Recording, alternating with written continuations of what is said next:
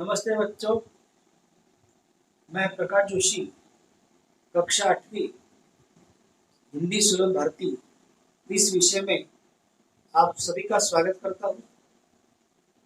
दोस्तों, हमने आज तक हिंदी विषय का जो अध्ययन किया और जो आपने पढ़ाई की, उस पढ़ाई में जो आपने उसमें जो सीखा, उस पर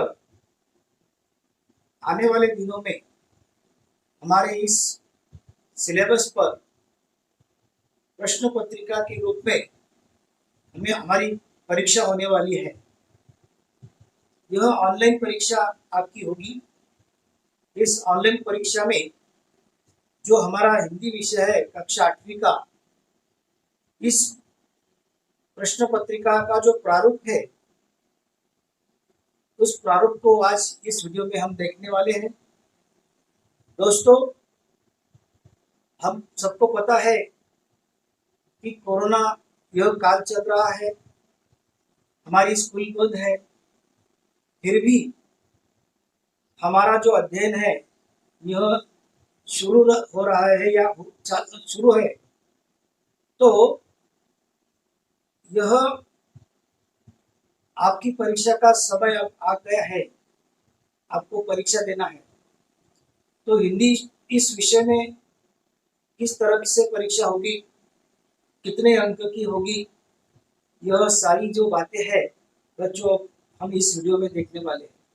आपके सामने मैंने बोर्ड पर लिखा है, हमारा जो इयत्ता 8वीं है, कक्षा 8वीं, यह 8वीं का वर्ग है। विषय है हिंदी सुलभ भारती हिंदी विषय। और हमारी जो प्रथम घटक चाचनी है, यह जो परीक्षा है, यह हमारी पहली इकाई जो है, पहली इकाई में पाठ 1 से 5 और बताता हूं मैं।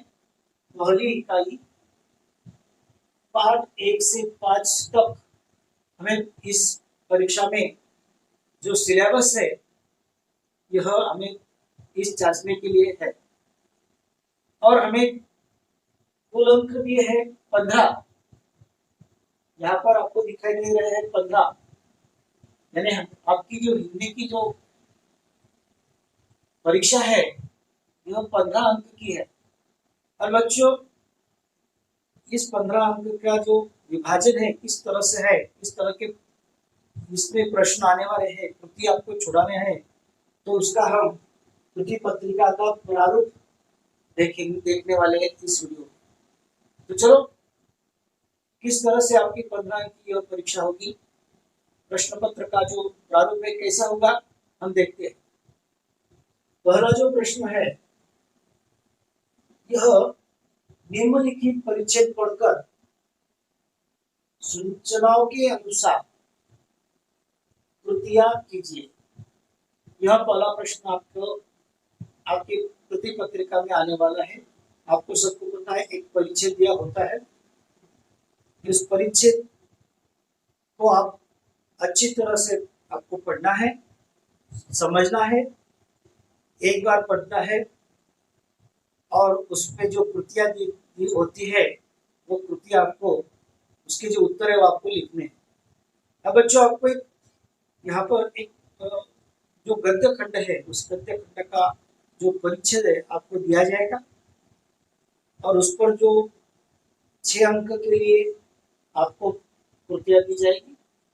कृति 1, कृति 2, कृति 3, 4, 5 और 6, इस तरह से 6 कृतियां आपको यहाँ पर दी जाएगी।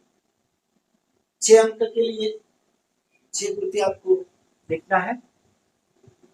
तो पहला जो प्रश्न है उसको आपको यहाँ पर उत्तर लिखना है, जो आपके 1 से 5 जो आपको दिया है पहली इकाई में, उनमें से ही आपको एक परिच्छेद आने वाला है। तो आप सभी 1 से 5 तक जो गद्य खंड है वो आपको पढ़ना है, बस आपको समझ लेना है। दूसरी दूसरा प्रश्न, निम्नलिखित पद्यांश पढ़कर सूचनाओं के अनुसार कृतियां कीजिए।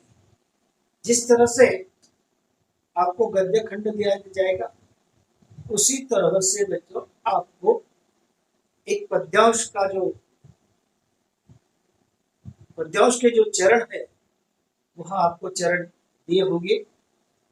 उस पद्यांश का चरण आपको अच्छी तरह से पढ़ना है और आपको समझ लेना है कविता को। तो आपको इस पद्यांश में 6 अंक के लिए यह पद्यांश है। उसमें पहली कृति है एक शब्द में उत्तर लिखिए। जो पद्यांश है, पद्य है, उसमें आपको एक शब्द में उत्तर लिखना है। उसमें 4 अंक के लिए आपको उत्तर लिखना है एक शब्द में पद्यांश का। और दूसरी कृति दी है वहां पर पंक्तियां पूर्ण करो। जो पद्य की पंक्तियां होती है आपको अधूरी दी जाएगी और आपको यह कविता जो दी है उस कविता में ही उसका उत्तर है। तो जो अधूरी पंक्तियां है उस पंक्तियां को आपको पूरा करना है। आपके समझ में यहाँ पर बच्चों यह बात मेरी समझ में आपके आई होगी शायद। एक आपको गद्य खंड दिया जाएगा, दूसरा पद्य दिया जाएगा, पद्य के चरण। तो उसमें भी पद्य में 2 कृतियां दी है, एक शब्द में उत्तर लिखो, पंक्तियां पूर्ण करो। इस तरह से पद्य भी आपको 6 अंक के लिए है। अभी देखा आपने 6 अंक के लिए यहाँ पर जो परिचित है गद्य खंड, 6 अंक के लिए पद्य आपके हो गए 12 अंक। अब कितने अंक रहेंगे बच्चों? 3 अंक। अब 3 अंक के लिए बच्चों व्याकरण, यहाँ पर प्रश्न 3 होगा, व्याकरण 3 अंक के लिए। अब इस व्याकरण में बच्चों कुछ कठिनाई नहीं है, बहुत आसान सा ऐसा व्याकरण आपको यहाँ पर लिखना है। क्या लिखने वाले हैं आप? व्याकरण में पहली कृति दी है, निम्नलिखित शब्दों के वचन बदलो। आपको वचन बदलना है। आपको 2 शब्द दिए होंगे, नाम दिए होंगे कुछ, जैसे लड़का, उसके वचन आपको बदलना है लड़की। इस तरह से लड़की, लड़कियां, इस तरह से क्या, इस तरह का जो वहां पर है वचन बदलो, यहाँ पर आपको लिखना है। और यहाँ पर दिया है दूसरी कृति, विरुद्ध अर्थ वाले शब्द लिखो। विरुद्ध अर्थ वाले शब्द लिखो। आप सबको पता है, आप मराठी में भी विरुद्ध अर्थ वाले शब्द लिखते हैं। तो यह भी आपको इस व्याकरण में छुड़ाना है। विरुद्ध अर्थ वाले शब्द आपको लिखना है। 2 शब्द आपको दिए होंगे, उसके विरुद्ध अर्थ वाले शब्द आपको लिखना है। जैसे दिन, उसका विरुद्ध अर्थ होता है रात। इस तरह से आप लिख सकते हैं। प्रभा, उसका विरुद्ध अर्थ होता है सायंकाल, जो होता है वो सायंकाल। इस तरह से आप लिख सकते हैं। वह जो शब्द आने वाले हैं ये उदाहरण के तौर पर मैंने यहाँ पर दी है। और व्याकरण में बच्चों सर्वनाम पहचान कर लिखो। 2 वाक्य आपको दिए होंगे। आप सबको पता है, हमने सर्वनाम और यह सारी जो व्याकरण का जो भाग है मेरे वीडियो में आपने देखा होगा। सर्वनाम, सर्वनाम के भेद, सर्वनाम पहचानो, सर्वनाम किसे कहते हैं, ये हमारे इसके पहले के वीडियो में मैंने आपको पढ़ाया है। आपने यह वीडियो जरूर देखी होगी। तो इस व्याकरण में आपको 2 वाक्य दिए होंगे। तो इस 2 वाक्य में आपको सर्वनाम पहचानना है।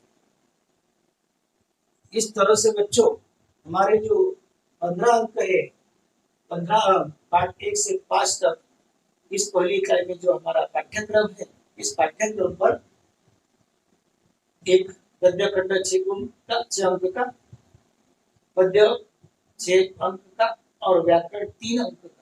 इस तरह से हमारा जो प्रश्न पत्र का प्रारूप है, यह हमारे प्रथम घटक चाचनी परीक्षा का यह यहाँ पर मैंने आपको बताया है। अभी जल्दी ही इस परीक्षा का आयोजन हमारे स्कूल की ओर से होगा।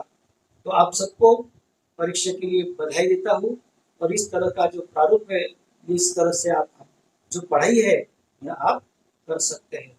बाद में मिलते हैं, तब तक के लिए धन्यवाद। अगर आपको वीडियो पसंद आए तो लाइक करो, सब्सक्राइब करो। तब तक के लिए और धन्यवाद।